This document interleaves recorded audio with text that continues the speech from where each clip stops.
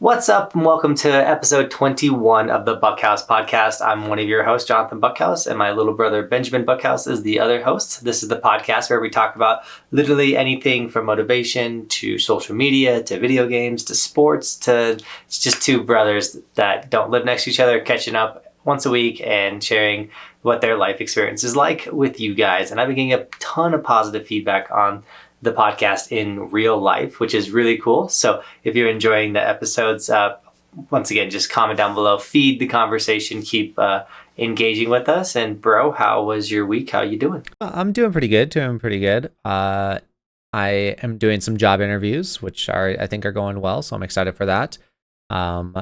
Weather's been a little all over the place. I don't know what it's been like for you, but we've been having some kind of like rainstorms, things like that. But I'm super afraid of hail right now because hail can just destroy your car. So again, that's been on my mind a lot. But I know that you don't have to deal with that too much in the mountains, which is probably pretty nice. Either it snows or it rains. Those are your two options. Yeah, I saw my buddy Sean. He has like a second home down there now, and his area got hit with hail, and he was like showing a video. And yeah, dude, hail is brutal. It destroys your cars and all that type of stuff. So happy that we don't really have to deal with it. If we do get hail, it's like the smallest little pieces of like hail, so it's not that bad. But yeah, weather's, I don't know, it's pretty on par for what's going on. The leaves up here are about to start changing. Winter is coming. I'm really excited for that. Really dialing in what I want to do for this upcoming ski season and just enjoying the last moments the best we can for summertime. We are about to get the whole outside of our house re-stained. It's like a log cabin, so that's going to be a 2-week long brutal company in our space making loud noises. So we'll do our best. Maybe we'll try and get out of here during that time frame. Very nice. Also, just to clarify that anyone does not know, Johnathan lives in the mountains. That's why we're talking about the whole snow or rain, no hail type thing. You would kind of think that it would hail up there, like more, like during like the hot summer days or whatever. You would think that if it were to rain, it could like hail instead because of the altitude. But no, yeah, it was a benefit. I remember we live in Colorado, and Colorado Springs in like 2016, 2017, 2018 had like brutal hailstorms. It totaled thousands of people's cars. Like it was brutal how bad the hailstorms were. But I had just moved up to the mountains and we didn't see any hail, and it was lovely, and I'm so thankful for that. Yeah, I wonder why the Front Range, so because Denver gets them as well, why they get such bad hailstorms. It's got to be something with the elevation. But yeah, I live at 9,000 feet up in the mountains in Colorado next to all the big ski resorts, which is a luxury. I absolutely love where I live. Yeah. You were saying that you're getting prepped for the new season. Do you want to dive into that at all? Yeah, we could talk about it. I have to make some risky decisions this upcoming year. It's one of those things. I've been doing this for 8 years. I've been doing daily content for the last 4 years. When I quit my job and went all in on what I'm doing, and I'm still all in on what I'm doing, but I think the market is very clear about the type of content it wants out there, and I think that's short form. And so in order to, I always post short form, but it's kind of like just snowboard clips, and in order to continue to do this for a living, I think I need to change my strategy of the content that I make. And so I think I got to go all in on short form, in the sense that I'm still going to make long form because that's what pays the bills and that's what does really well. But instead of posting 6 pieces of long form a week, I'm going to be doing 3. So every Monday, Wednesday, and Friday, I'm going to post a long form video. Every Tuesday and Thursday, I'm going to go live for about 2 hours. And then the rest of every day throughout the week, I'm going to post short form videos, ideally 3 a day. And one will be like a highly edited, almost like a day in the life style short form, and then other ones would be like a really good powder line or really good tricks I got throughout that day type, or like weird things that happen on the mountain type short form content. And I think that's the recipe to succeed in this upcoming year. What is it, 2024, 2025 ski season? If I want it to do well, I need to change my strategy. Yeah, I think it's difficult to make that decision. When it comes to social media, as one wrong mistake can really alter your channel pretty much forever. And so I understand why you said it's a big decision. I don't think it's a wrong decision though. I think that you're right on both slowing down the long form to focus. Sorry, little early today. No, but to slow down the long form to focus on more of the short form. I think that's the right decision. But also to slow down the long form to focus on your long form, right? Instead of trying to make 6 of them, you can spend make half as much, but spend the same amount of time into them, or whatever. Like put more effort into the long forms, and so that's going to be super exciting. And the short form content, I'm excited to see your ideas with all of that, because snowboarding, I wouldn't say, how do I say this? It's like you can't do like Mr. Beast style videos while snowboarding almost, like it, you're not limited, but it's a different type of, it's a different avenue. So you're limited on what you can do in that sense. So I'm excited to see what you can do, bro. Yeah, I think something that's happened recently is not everybody has time for long form. Like there is a day of the week where someone's got the time where it's like, oh, today I can actually like watch some YouTube videos. Normally the average consumer is like, if I got 10 minutes, instead of turning on a YouTube video, now they just scroll on TikTok. So if I'm not making a daily video, those really good videos, because let's be real, like, am I putting out 6 absolute bangers a week? Probably not. Probably putting out 4 like really, really solid videos where something really cool happened, or we did a super cool trip or something like that. And so if we're only posting 3 long form videos, then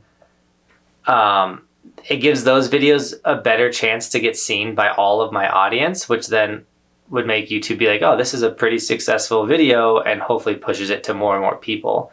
So by not having too much out there, more people can see it. Does that make sense? But also, like, I do think nowadays, like, people aren't as interested in showing up every single day. I see that by people not showing up every single day. I used to premiere all of my videos, and I used to go live, and like I'd have 20 to 40 of the same people every day showing up to like talk to me, to interact in the chat, things like that, and they are gone. Like I was premiering, and like every day it was like a different person. If like it went from like 40 people showing up every single day to 2 people showing up every single day to watch videos. It's just the market has changed, so I have to change with the times. And I could be grumpy and be like, I hate this, it's not what it used to be. Or just be like, yo, I can make really good short form. Let's just focus higher, or let's just focus on higher quality short form.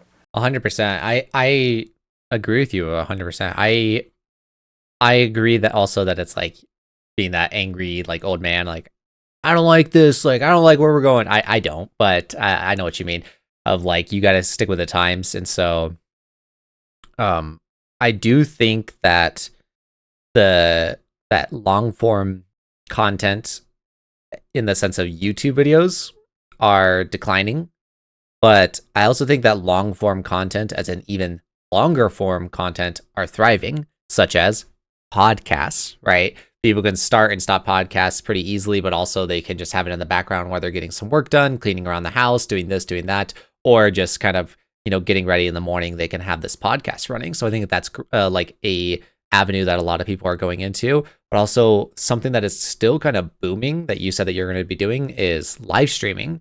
And I think one reason why live streaming is doing so well is you can, like, I do this personally. I love live streams. I particularly have like my video game live streams up, and what I'm generally doing is I'll be like editing my video and have the live stream up on the side. And then if I need like a creative break, or if I like just was focused for like 15 minutes straight and I just like need a breath of fresh air, I'll like then turn and like look at the live stream and like maybe turn up the volume on it.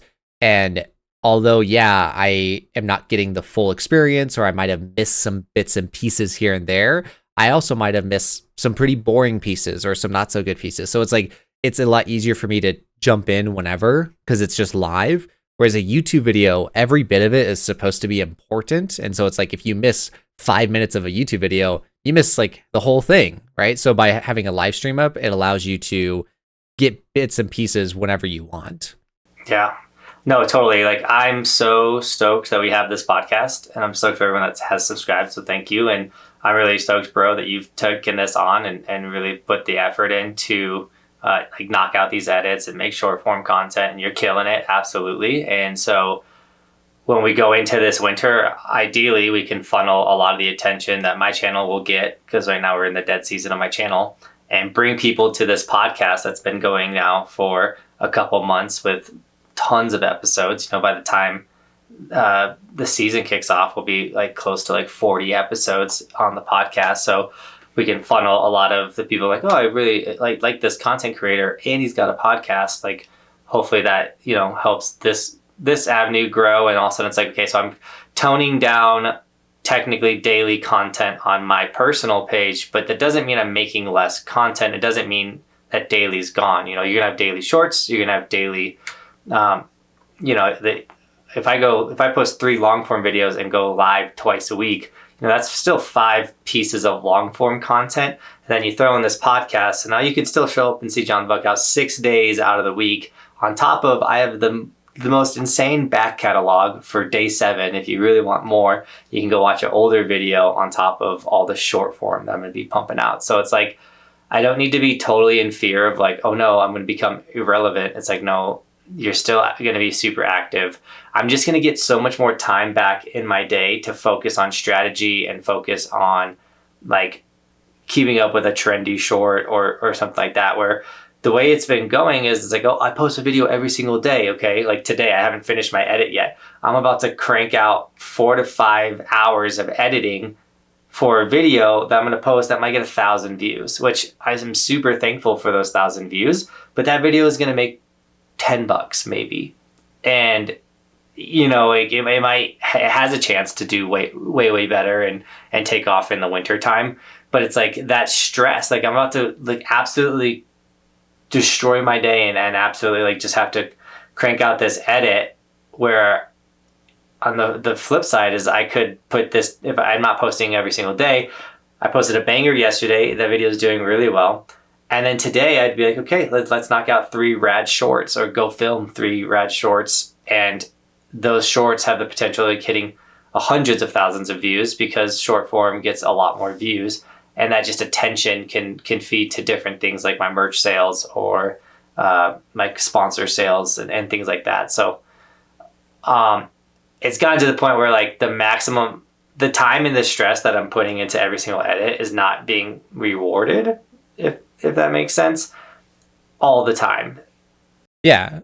I like the idea of you putting your resources where they matter, right? So sadly, short form, I say sadly, like in my opinion, sadly, short form content is king right now. And so like you're saying, instead of putting all this time and effort into one long form, if you were to put that time and effort and put it into 3 short form, or, more time or an effort into 3 short form content, statistically, you have a better chance of affecting more people, of getting more views, of getting more attention. And it's not that you are seeking attention. It's just, this is a business, right? You have to do what is right for your business. Your core audience is incredibly important, but you also still need to grow and keep building that core audience. And so, yeah, that makes a lot of sense of like putting your resources where they need to be. Short form content is that resource. And the other thing that I thought is like, okay, if I still go out and I'm making, let's say I do have like, I go on a trip and and it's a 5-day trip and we're hitting 2 different resorts and I leave with 10 videos. I can save some of those videos for the summertime, and yes, it's going to post out of season and whatnot, but just saving up a catalog of videos that were like in the slower time or in the dead time, like, it's going to make my summers so much more relaxing and smooth, where it's not like, okay, it's the summer, I really don't have much to do. How am I going to find daily content? Like, what am I going to come up with? Things like that. I don't know. Like, I could just like trickle out the season longer with really good snowboard content. Yeah, as an option. Nice.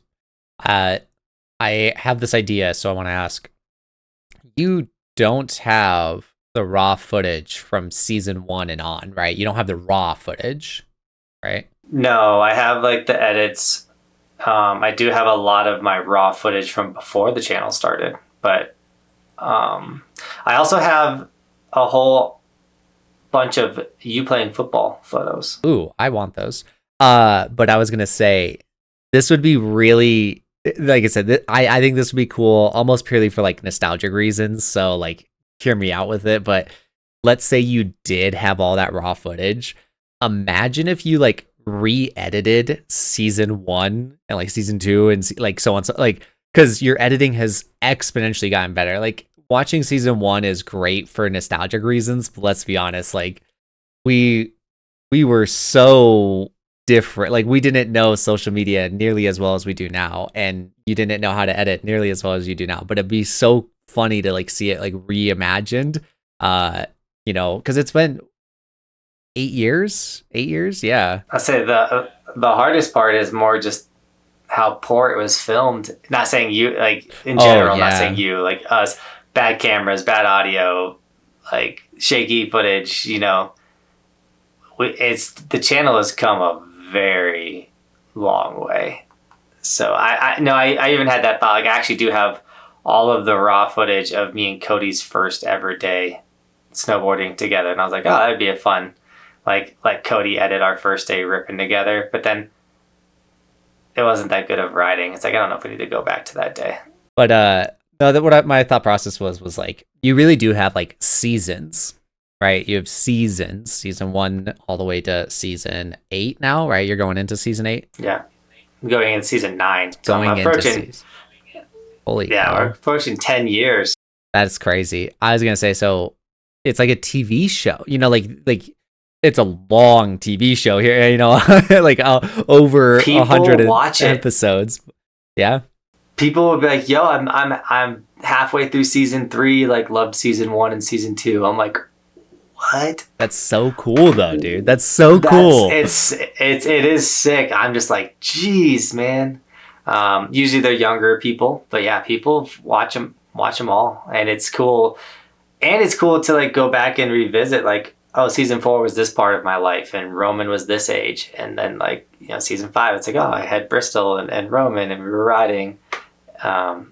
It's cool to document these chunks of my life at such a scale. I like that I love that we did the YouTube channel, and I've got certain episodes that I watch occasionally. Day 117, all of the episodes I'm going to talk about are just like season 1, and I don't know all the episodes, but day 117, which was when we took Master Chief out onto the mountains. The Master Chief that's literally right behind me. We took him out to the mountains. I love that day. Day 119 was our first night riding day, but that day had an incredible sunset, and we were snowboarding on it, and the footage, like, it was just so much fun, and the vibes for that, the song that plays and everything is such a vibe. And then our trip to California was impeccable. The day at Kirkwood was stupid, so that's a great video if you go to season 1 and look at the Kirkwood video. And then also, I haven't watched this one in a while, and I don't even know where it's at. But when we got back, it was in November. It had to have been in November. When we got back from our Packer trip, when we went to go see Packers play in Lambeau, when we got back from that trip, we went riding, and I just remember that day having such high vibes. So like, I love that we have that opportunity to go and look back, to that exact day, to that exact moment, and see it and be like, that was so much fun, or that was amazing, or this or that. And then you also watch it and you're like, I watch it, I'm like, man, I'm so bad at riding, but hey, like, I don't remember that. I just remember the fun. I don't remember how bad I was, I would say I definitely, when I go back and watch older seasons, I'm like, dang, I've gotten a lot better at snowboarding. That's for sure. No, it's so fun to be able to look back. And I have friends that have like appeared in the videos and stuff. They're like, dude, I still love like the 3 videos we make, and I watch them all the time. Or like campers that have come to my snowboard camp at the end of the year. We make a video of every single day at the camp, and then they're like, yo, I absolutely love that I can go back and like watch these summer camp videos from when I came to camp. And some of the campers that have come to multiple years are like, yo, I watched the videos from last year's camp to get so hyped for this year's camp. And it's always it's rad memories. And that's one of the things I'm sad about with going away from daily, because like I don't mind it in a lot of ways, because like I don't mind the work, I don't mind the grind. It's just not doing what it used to do. But it's like kind of sad. It's like, oh man, like when you're putting out that much content, you know, you get to have that many more memories of that time frame in your life. But if you bring out less content from that time frame, then you kind of just, you're not documenting as much. Something I think that is so cool, and I know that you're going to be able to offer this for your kids, but I don't think we had the same opportunity, as in, if anyone would have done it, it would have been Dad, and I don't think he did. But I love seeing documentaries or just stories or anything that involves like the camcorder recordings of kids in like the 80s and the 90s and the early 2000s, and I'm like, they have footage of them like as kids, and it's because their parents saw that value of like, I can document this moment right now and like film it. And unless like somebody's keeping it from us, I don't think we have any footage documented of us as kids. And we were in the time frame that it like would have, like, you know, you were born in 91. Yeah. Yeah. So like you would have had like somebody, like cameras existed, you know, video cameras existed for your time, and most definitely for my time, 98. Like, you know, people could have been filming it, but I don't think we did. And that could have been, we didn't have the opportunity to or whatever. But it's more so, I think it's so cool when people have that footage from those time periods. And like for Roman, he's gonna have, and Bristol, they're gonna have videos of them, but like when they were a kid, you know, so when they're adults, they're going to be able to appreciate that. They have an ungodly amount of videos of them. No, that's one thing I love the most about the skills that I've developed is like, I make the raddest home videos. You know, like there's Roman and Bristol have so many, they get to go back and relive so many memories. And honestly, like I think Roman has a killer memory because of it. He remembers so many trips or things, because he can like watch the videos of when he was 2 going somewhere, and he like, you know, it just helps him remember, which is really rad. And on the note of like, yeah, our parents didn't record us or they took photos and things, but for me personally, because I was going through my hard drive, because me and my wife just had our 10-year anniversary as well, which was really rad, and I made a little like edit of our time frame together using photos. So it's like some of our first ever photos, to then like us getting engaged, to being married, to then like having kids. And it was like about a 2-minute long just photo edit. And it's like, dang, I have so many old cool photos. And like I'm so lucky to grow up in the time where like me and Bobby had phones that could take pictures. Now those photos are like 2 megapixels and grainy, but at the end of the day, like those memories come back, and you can see those outfits and those hairstyles, and you're just like, dang, memories. Dude, I'm so thankful for my wife for that kind of exact reason. So growing up, I guess you could say, also, I just want to chime in. It's not that I'm faulting our parents in any way. It's more so, it's just like, I wish we had that. It is what it is that we don't have it, but it is what, you know, like I can't speak to it, but maybe at that time we didn't have the funds for it or this or that, right? So it's like, it is what it is. It's an opportunity that I'm excited that your kids get to experience that I wish that we had. But so growing up, I'd say like I was a little grumpy pants. I didn't like taking pictures. There's like a particular picture I can think of Sarah and I at the, where is that? Where's Disney in California? Anaheim Zoo or whatever, like one of the zoos in California. We were out there, and my mom was like, go take a picture over there. I was like, I don't want to. And like, I have this picture. It's our sister Sarah, like it's a monkey face kind of outlet, and you like put your face in it. And she's like in there all smiling, and I'm literally just like standing above it with the straightest face. Like I was not a picture person, and I regret that so much. I regret that. I wish I had more pictures when I was growing up and everything, but it's because my wife that I'm so grateful that my wife she's very much a picture taker. She is very much a picture keeper. She tells me this all the time. She goes, we do not delete photos. She's like, we do not delete photos ever. And I'm like, okay. But she'll get those Snapchat memories or whatever and like show it to me. And just by me looking at that picture and those outfits and everything like that, I'm like, oh, that's when we did this. Or like, oh, that's when we went to Chili's that one time with your sister. And she was like, yeah. And I'm like, how do I remember that? And it's because it was encapsulated in this picture. And I'm like, that is so cool. And I just didn't like I don't know. I never like saw it that way. And I'm like, that is so cool that I can look at this picture and be like, oh, when I was wearing that outfit and when she was wearing that outfit, this is what we were doing. And there's nothing in the background that shows it. There's nothing like, most of the time it's like a tree or the mountains, and it's like you see those everywhere. So it's really cool to have that opportunity now. Well, yeah, the human memory is so bad. And even like when you have memories, like people say, it's really like your brain doesn't remember the exact thing that happened. It remembers a photo of that time frame, and then your brain like embellishes or refills in a lot of those memories or moments, if that makes sense. So when you have all these photos, you can see it, and then it just sparks those memories. So like you guys going to Chili's with your sister-in-law would have been literally a day that your brain just erased as like not important, just one of those like it's gone. But now that you have that photo, that day will live forever, which is kind of crazy. No, 100%. And you were there for it. I don't want to talk too much about the game because I was so upset about it, but I'm going to put a picture up on this, holding a picture in front of this camera. Let me actually do this real fast. Kirsty has a Polaroid camera, and we love the Polaroid camera to take pictures and everything like that. And she's got these black and white ones, which honestly, the black and white ones don't have the best quality. So if you're getting Polaroids, I wouldn't necessarily recommend them.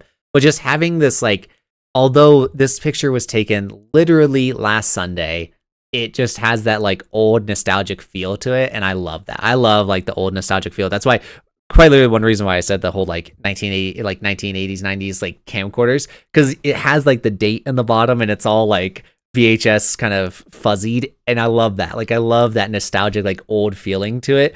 Even like I've seen people make TikToks or YouTube videos nowadays where they film it on like an old school camcorder. And I'm like, that's so cool. Like that's so just having that old nostalgic feel to it. I love it. I love it. I love, like, if you go on my YouTube channel, because I posted all my season edits before. I was like, oh, I'm going to make YouTube videos. You know, like, you know this, I would just go snowboard with a camera, film my best riding, and then put my best riding with a song, like, at the end of every year. I did that for, like, 5 or 6 years before, 7 years before officially being like, all right, let's start a YouTube channel with my brother Ben, who I'm talking with. And so some people would be like, how good were you when you started riding? Or they ask all these questions. I'm like, you could literally go see my first ever year living in the mountains. Like that video exists on my channel. You just got to go to videos and organize it by oldest. Some people don't realize you can do that, which is, I love going to like, if I like find a new channel and I'm like enjoying their stuff, sometimes I'll just go to their videos and go to their oldest and see like, did they, like some people have like totally changed genres. And like the content you're consuming now is not what they were making when they first made their YouTube channel, and things like that. It's kind of cool. So if you have a favorite content creator, go to their videos, filter it by oldest video, and go down that rabbit hole. It's a good one. I do that all the time. And before you said I was going to say the same thing. I love going to people's channels and looking at like oldest videos, or this is, I want to say a judgmental thing, but I also I like to look at people's like most popular videos to like kind of see where they've gone or like where they've come from type of deal. But no, like a great example of that, although it's the same genre, it's very different, was like Ninja, as in Ninja, Tyler Blevins. Johnathan and I knew Ninja before he was a name, before he was a household name in any way, because he played Halo, and Halo was not a big game, and he got into it really late, but we knew about that. And so I've been watching Ninja for literally 13 plus years. Like I've been watching him, longer than that, like 16 years now. I've been watching Ninja for so long. Now I don't keep up with it nowadays. But it's like to see his evolution. So he was streaming to Twitch. I'm putting quotes around Twitch here.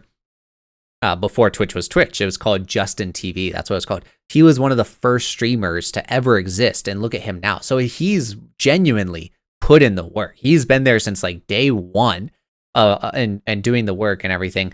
But he has some videos of him playing. I don't know if you know these names, the Sudeths. Do you know Sudeth 1 and Sudeth 2, bro? No. Okay.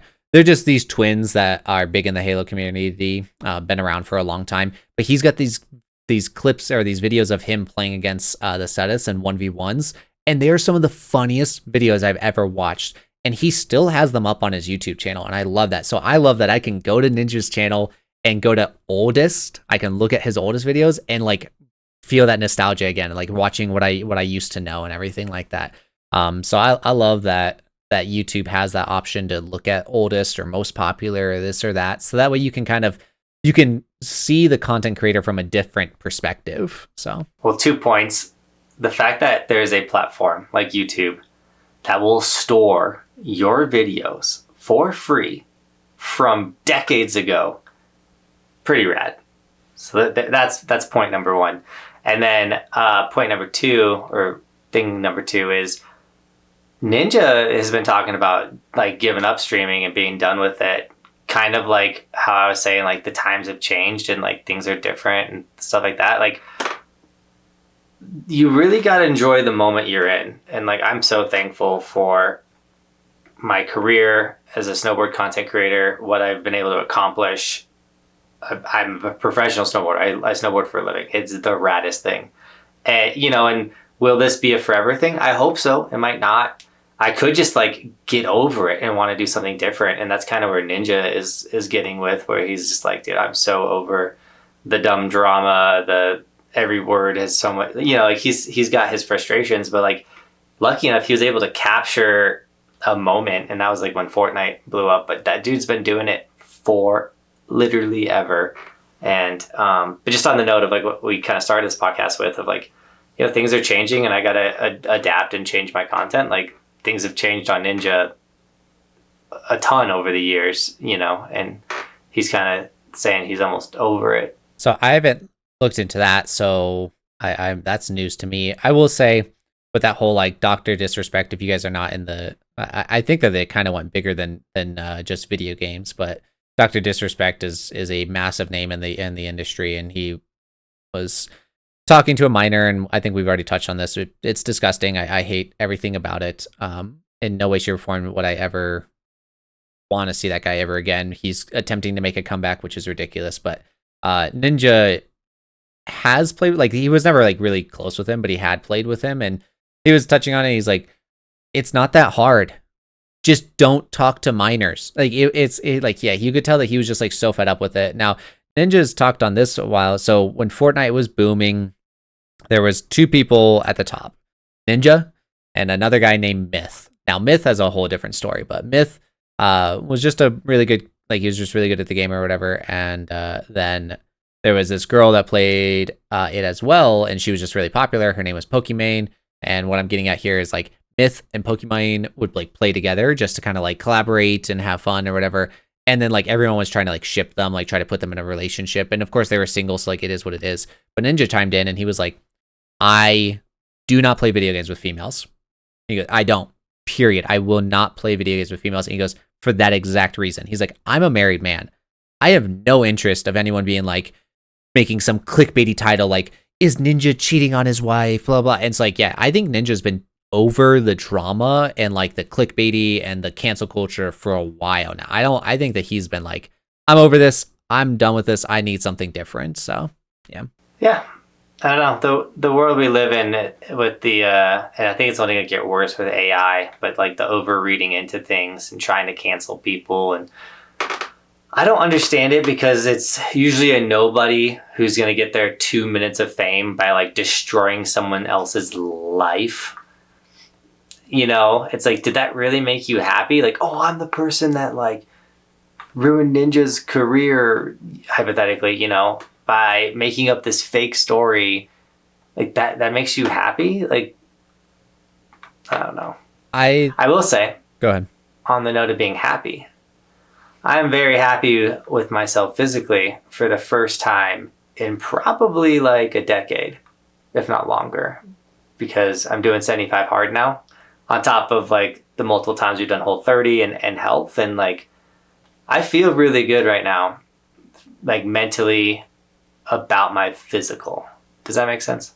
Yeah. And I saw your progress photo, bro. You're looking good. Thanks, dude. Yeah, it's not to flex, but like, dude, health is one of the biggest mental battles. And I've had a moment in my life where I was like 179 pounds. I was overweight, and it was when I was grinding the channel and like using food to stay awake, or like really late at night or early in the morning, and just grinding, pounding energy drinks, whatever. I gained a lot of weight. I was having kids at the same time with I wasn't personally having the kids, but my wife was having kids, and I was supporting her by eating the food, and so it's taken a long time, and health is such a long journey. Like I literally remember like 5 or 6 years ago, like a health coach being like, yo, I'll help you like get in shape, whatever. And I was like, totally. And he'd be like, all right, like just tell me the food you're eating throughout the day,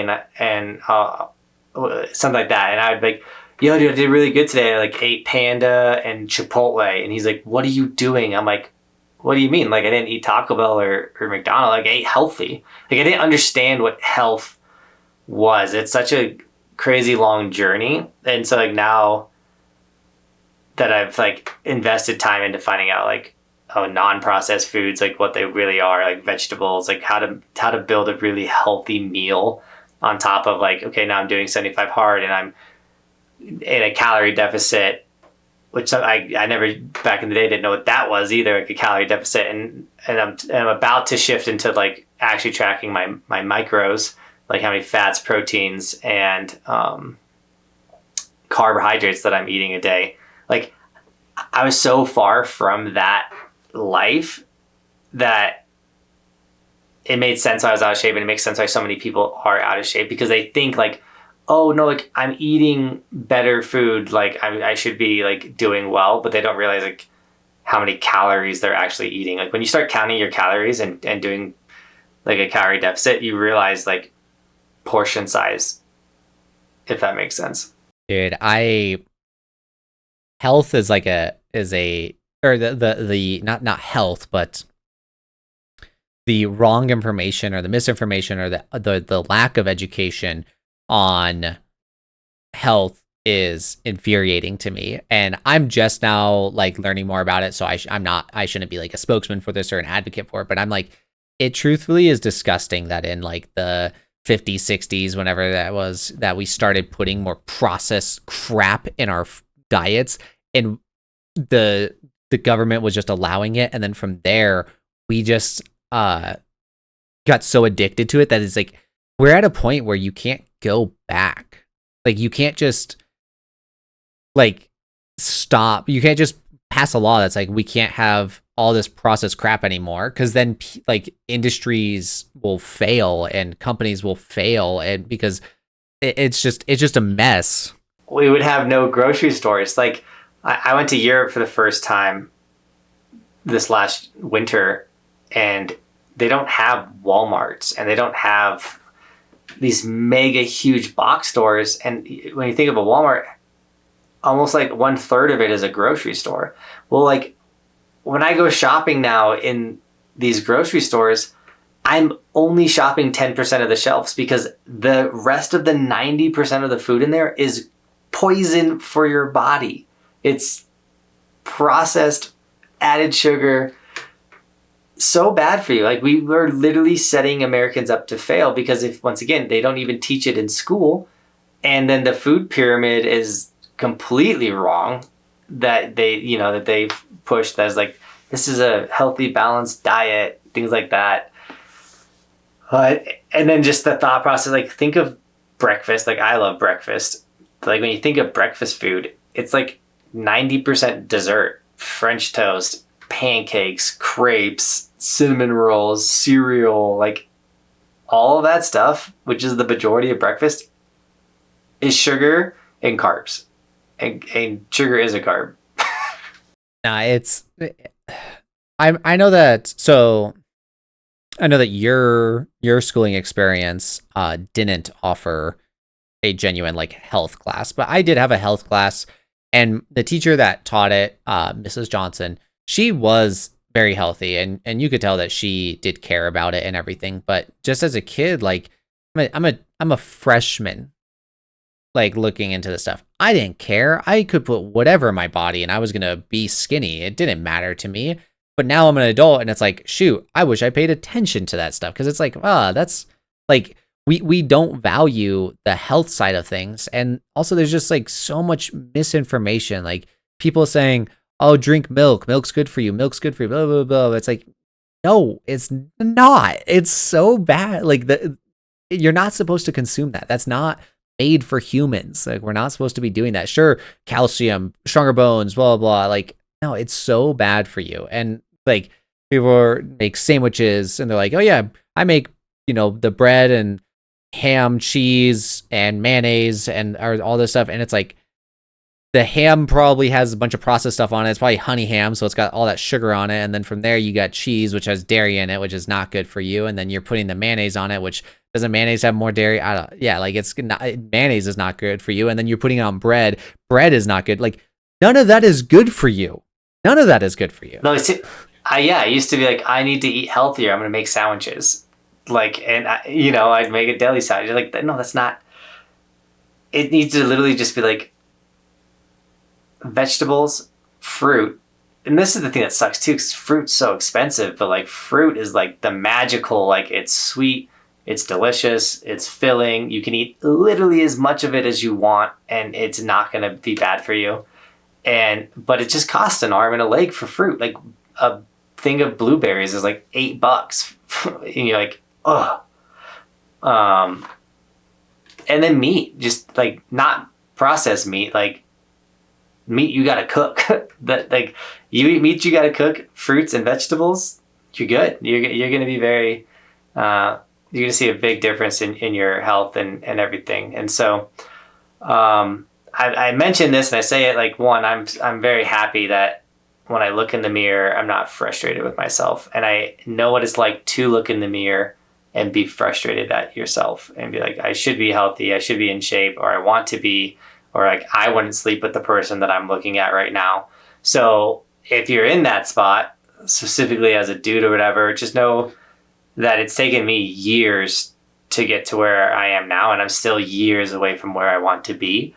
But it's stepping stones, small steps, and if you go backwards a little bit, don't beat yourself up, and just, it's a lifetime of positive decisions. And we've talked about this in previous episodes of like, with your health, have you made more positive decisions today than negative decisions? Did you go walk around your block? Did you do a couple push-ups? Those are all positive things. Or did you just sit on the couch when you could have lifted a couple weights? Did you eat a cinnamon roll when you could have just not? Like, you didn't have to eat that donut at work, things like that. So the micro positives will definitely stack up. And then one of the easiest ways, I mean, it's not easy because it's actually a lot of work, but counting your calories will help you learn a lot about food and how much, like ranch, how much calories are in ranch, or the sauces that you're adding into things will immediately take something from a reasonable amount of calories to like you're eating 1,000 calories now because you put Polynesian sauce, mayonnaise, and Chipotle sauce on your sandwich. That is a very interesting combination of sauce, Polynesian. When you say ranch and Chipotle, but someone does it. I know it's a crazy combination, but there's somebody out there probably that does that. No, so I like the way that you're saying of like micro positive. What was the word that you used? Micro Positive steps or micro steps, or just like what, like they build. If I'm super hungry and I go to my cabinet and instead of grabbing the bag of chips or one of Roman's Pop-Tarts and I grab an apple, that is an exponentially better decision that will add up in the long run than eating all those. And that's the thing about feeling better too, is that apple's going to make you feel better. It might not make you feel better as it's going down, but 10 minutes later, when you don't have the red dye circulating through your system and you had an apple, you're going to feel much better. And then mentally too, you're not going to be like, why did I eat that Pop-Tart? Like, ugh. I was going to say that, like, I think that's the best way to just start by making one decision of like, I'm going to take this apple rather than this bag of chips. Just start with that and just continue to remind yourself about those small steps, right? And then eventually you'll get to a point where like, so your average person doesn't appreciate fruit as much as, let's say, Johnathan and I, but it's because they are eating a bag of peach rings that is loaded with sugar. So when you eat an apple, and it's a different type of sugar, they are not the same sugar. It's processed sugar versus natural sugar. It's not the same. And so when you eat an apple, it's like whatever. It's not as good as these peach rings. But eventually, when you get rid of those peach rings and you replace it with an apple or grapes or strawberries or watermelon or mango, you have so many choices. You get to choose which ones you want, right? And once you eventually get to that point where like you start preferring the fruit over it, you don't want that sugary, like the fruit is your candy. That fruit is it's candy, and like Johnathan said, you could eat so much of it and it's not bad for you. It's just so much better. Or also like just different things are sweeter. Something that doesn't align with like the Whole30 diet that Johnathan and I talk about, but something that my wife and I do as like a treat are the like outbursts or outskirts. I don't know what, I know that the beginning is like out, but it's a popsicle and it's made of like real fruits, and you can get like no added sugars for it, and it's just a popsicle. That thing is, it's small. It's a small little popsicle, but it's so sweet to us because we're so accustomed to like not so sweet things now, just like the fruits and stuff, that popsicle is like it's like a dessert to us. Whereas most people will eat that and they're like, this wasn't enough, and go get a pint of ice cream and eat the whole thing, you know? I will say, since I have dramatically stepped away from processed food and sugars and things, like Roman will have we don't let our kids have cereal a lot, but normally they'll get like one box of cereal and it lasts like a month. And occasionally they're like, can I have cereal? So like we have like Reese Puffs in our house right now. So like after he's got to actually eat like eggs, and like he's just like eggs, banana, toast. So like a healthier breakfast. After he eats that, if he's still hungry, he can have a bowl of cereal. And I'll eat like a small little handful of the Reese's Puff, and I'm like, it doesn't hit the same. It's like, this is gross, and I know this is bad for me, and like it's just like bleh. Like, you just don't like the stuff that you used to like crave and want to put in your body. Like you just don't want to anymore. Like, I'd rather have cherries or strawberries than a Pop-Tart. I keep saying Pop-Tart, but I think you're craving everyone knows Pop-Tarts. what Pop-Tart is. Everyone just knows what a Pop-Tart is. It's just easy. So for me, I now I have a fear of eating foods. So like since I started since I did Whole30, shoot, when did we do that? Like 3 months ago? When it was a while ago, yeah. I think it was 4 months ago. Regardless, like, oh yeah. It was like almost 5 months ago. Almost 5 months ago, we did the Whole30 diet. And since then, I haven't had, and I'm saying this because these were like weaknesses, or these were my favorites of like, I haven't had a Little Caesars pizza. I haven't had Taco Bell. I haven't had McDonald's. I haven't had, I'm just trying to think of other stuff, but it's like, I haven't had that crap because I'm so like, I remember what that did to me when I was eating it. I would eat a Little Caesars pizza, and the next morning I would feel like crap. I'd eat Taco Bell and have, the poops, like I couldn't imagine if I ate that now, what that would do to my body. My body would hate me. And so it's also like, it's a benefit because it's like, now I won't eat that stuff out of pure, like, no, I don't want to feel like crap. Like, I'm not going to do that. Why would I want to feel like crap? Right. And there was something that Kirsty and I did try and we still did it with almond milk, which I know that almond milk has its pros and cons and everything, but we did get off-brand Cheerios full of sugar and everything, but we're like, yeah, like just as like a kind of a not, like a kind of a sweet thing or whatever.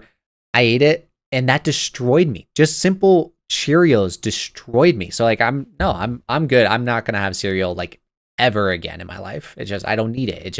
It makes me feel like crap. That's something I've been like, yeah, I'll never go back to cereal. I have had pizza though, and I had Taco Bell 2 days in a row, 3 days ago. But I was within my calorie deficit, and if I know I'm gonna so for our anniversary, me and Bobby knew we were gonna go out for pizza. So I just didn't eat in that beginning part of the day, which I'm not saying that's healthy, but I just kind of like prepared myself for like the occasional, like I already know, like on Thanksgiving, it's pound town, man. I'm gonna eat as much as I want, period.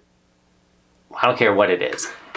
But if you're only having one Thanksgiving a year, like then that's good. You can't have a Thanksgiving style day where you eat as much whenever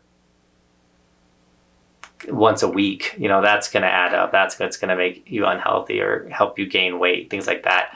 I don't know if it's because I've been broke or struggled with money or food was scarce at points in my life, but like when I worked at Target and I'd go in the break room and there's food everywhere, I could not even not be hungry. I could not be hungry. I was like, I'm eating. I'm going to go like force myself to eat pizza. And I would like take some with me home. Like if I could just, if it was free, I had to have it.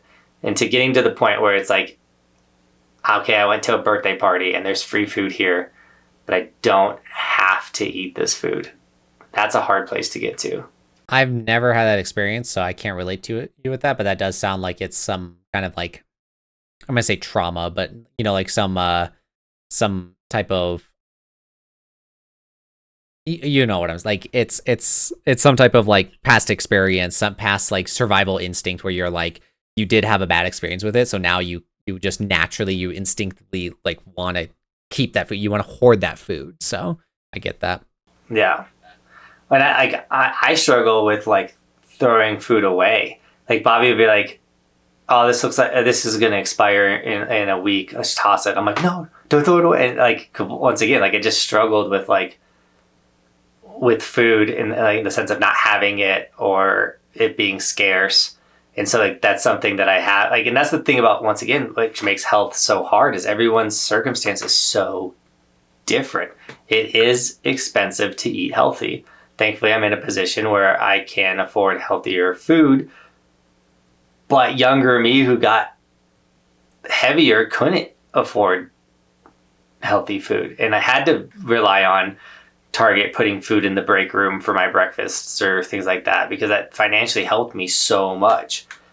And so it's, I don't know, it's tough. It's definitely hard, but micro positives, just try and get as many of those as you can. So I want to challenge your comment on it's expensive to eat healthy, which it is. I'm not challenging that, but more so it is also very expensive to eat unhealthy.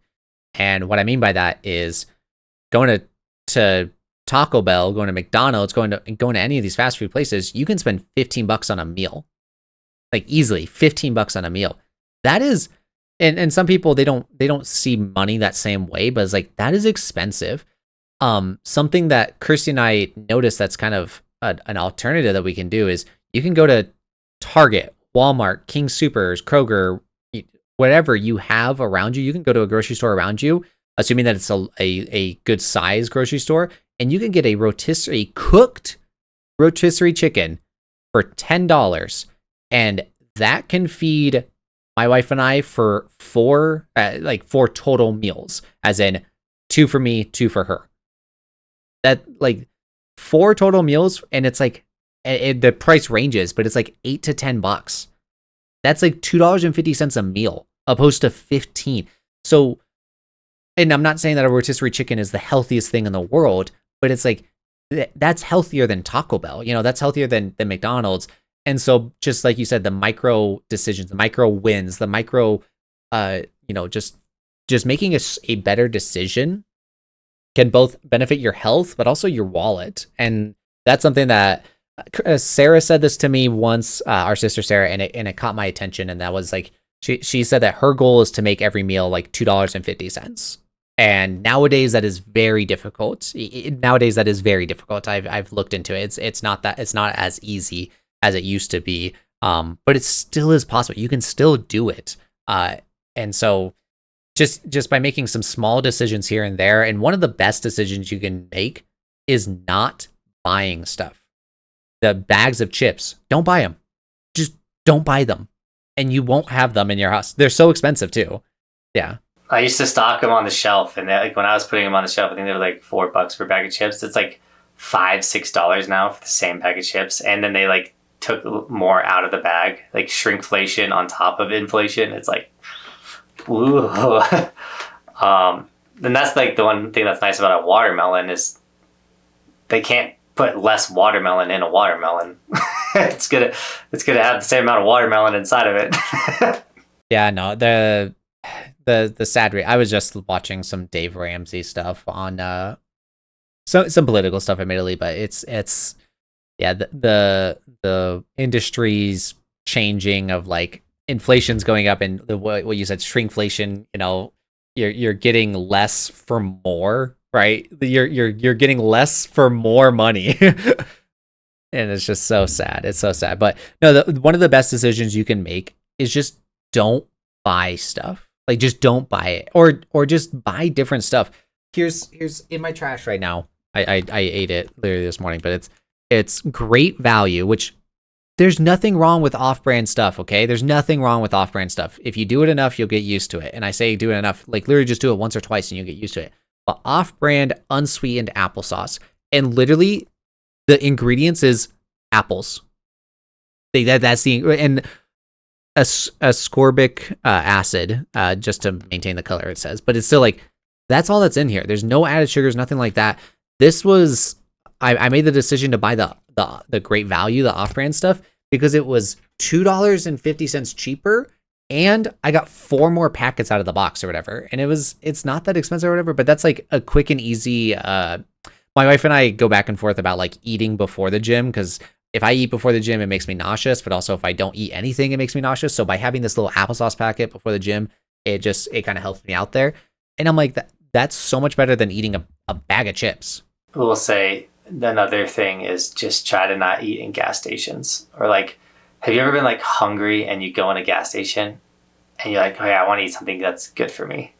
There's literally like nothing good for you in the gas station. And then like the wraps or like any of the like semi-ish produce food they have is not only crazy expensive, but it looks like it's been sitting there for like 2 weeks and you're just like, I'm just gonna still be hungry. So I'm so thankful. I'm not saying I've never done it, because I have on very rare occasions, but I was never a gas station food person.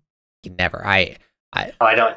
Yeah, like the hot dogs that roll and thing. I'm not that person. Well, no, just like in general, like especially when I was on the diet. Yeah, there were times where like I've gone to a gas station. I was like, maybe a snack sounds good. And I go inside and like, yeah, there's nothing to get. There's no snack that you can get.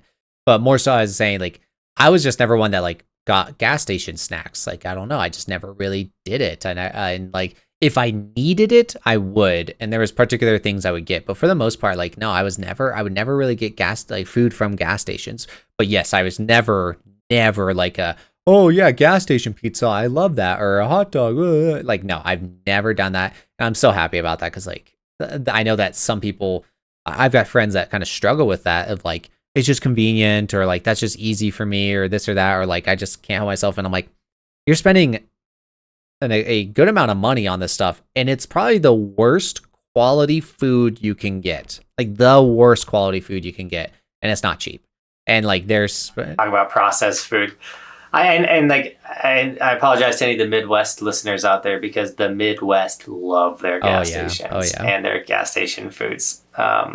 Damon was a huge advocate. The little ski kid that worked for me, he loved his gas stations and gas station food. He'd be like, it's $2 Tuesday. We got to go to Come and Go and get our $2 slice of pizza. I'm like, what? He's like, yeah, dude, every Tuesday pizza slices are $2 at Come and Go. And I'm like, you eat that food? Yeah, Midwest or especially Wisconsin, isn't it? Quickway, or is it Quickway, right? Quick Trip. I think it's Quickway. Quick Trip. Quick Trip. I think it's Quick Trip. No, yeah, certain live and die for their gas station chains. certain cultures obviously respond to things differently, and that's another thing that's important about health, is like cultures, right? The South is super into frying everything, and like so I know that health is a journey, but it's also an addiction. It's also one of the most difficult things to get over, and it's also one of the easiest things to sacrifice. And we're running out of time here, so maybe next week. But Kirsty was talking about you bro, and like your weight loss journey and everything, and she's like, what does he eat like when the season starts? And I'm like, I can't speak to it exactly, but I was like, I do think that when the season starts, he eats as healthy as he can. But when he starts traveling, like you're very limited on your time, you're very limited on your resources, and you got to do what you got to do. And so it's one of the first things that's like most people are willing to give up, like give up eating healthy because it's just like we don't have time for it or this or that. And that's just the sad reality. Well, especially if the output, like if I'm going to go on a snowboard trip and I'm going to be riding all day, like I'm going to eat a big, probably more unhealthy breakfast than I'm definitely doing now. Like I might have like a quarter of a cup of oatmeal with a little bit of honey in it for my breakfast right now. But I'm also doing way less output than I would during the season and stuff like that. But once again, it's like those micro wins. So like if I'm on a snowboard trip to Europe, I'm probably just going to go to town. But if I will make some decisions where like, that's like a healthier choice. I'm going to go with that. Or like, like it's not completely healthy, but I'm going to do like make this. And that's a big reason why in the summer times I've focused so much on my health, because it's like, okay, if I can get really healthy in the summertime, then sustaining or like kind of not gaining weight, but just kind of maintaining where I'm at throughout the winter becomes so much easier. And then what we have been doing is doing Whole30 at the end of the winter, kind of like recutting back down for the summertime. So ideally, I'd love to figure out how to eat everything I need that's healthy throughout the winter time. And then, so then it's just like a year long of consistent food type of things. And I'm learning. I don't know. So yes, in the wintertime, I definitely eat way less healthy. And like, I'd be a liar if like, dude, if I'm at the ski resort and I got a headache and I'm not feeling good and I know it's because I don't have the right nutrition in me, like I will go buy a pizza and slam that pizza and save the day and go ride for another 3 more hours because I ate a pizza slice. Like, at the end of the day, I got to do what I got to do. But in the summertime, I'm not doing that. Yeah, 100%. I don't think, like I said, like I don't think there's anything wrong with it. It's just like that's like what I was getting at was just purely that your choice of foods is one of the first decisions that your average person makes to be like, just get McDonald's. Like, we're running out of time. Like, just get McDonald's breakfast. Like, that's fine. Just do that. But it's like if you planned it a little bit differently, if you just made that couple decisions for your everyday life, not saying for like traveling and stuff, but like for your everyday life, you just made a couple better decisions of like planning accordingly, it can make it to where you have a much healthier breakfast, a much healthier start to your day. And that can just steamroll into so many other wins, micro wins throughout your day, just by making that one better decision in the morning, right? Well, I will say your day starts the night before. So like I wake up really early. I woke up at 3 this morning, and I'm drinking a gallon of water a day, and I'm doing 75 hard. I got a lot going on. So like what I do to set up my day is like the coffee maker is filled, ready to go last night. And so when I wake up, I just crawl out of the room and push the button and the coffee starts getting made. My gallon of water is pre-made. It takes a lot to drink a gallon of water. So I start the coffee maker and I turn around and there's my filled up water bottle and I just start drinking some water. Because if I don't start right away, it's gonna be a lot harder to drink this whole gallon of water. And same thing for like the food. Like if I know I'm going somewhere early the next day, like I'll do overnight oats or pre-make my breakfast and just know what my breakfast is going to be and just like set up my day the day before. Awesome. I think that's a great note to end the podcast on. Your day starts the night prior. Make sure that you set yourself up for success, right? Some people put their gym clothes on before going to bed and put their shoes on the floor outside the bed, so that way when they wake up they have to put their shoes on and go to the gym, right? Setting yourself up for success is key. Health is important. All this fun stuff. Got anything else to say, bro? Yeah, the reason why we're talking about this and the reason I talk about social media and finances and things like, we're not perfect. Like we're not this like, I'm a millionaire and I'll teach you to be a millionaire. I'm not the healthiest dude teaching you how to be healthy, and neither is my brother. Like we're 2 average dudes talking about our struggles and the things we've learned as we're trying to get better. So one, please don't take this as like we're preaching and we know everything, because I still got flaws. I'm still not where I want it to be. You know, I'm having struggles on social media, even though I have a successful social media channel, you know. So just know that we're just two legitimately average dudes. Yes, sir. Well, thank you guys for watching. Thank you guys for listening. Thank you guys for commenting. Thank you guys for being a part of the conversation. Thank you guys for being who you are. Just try to make those micro wins every day. We will see you guys next week with another podcast. Peace. Peace.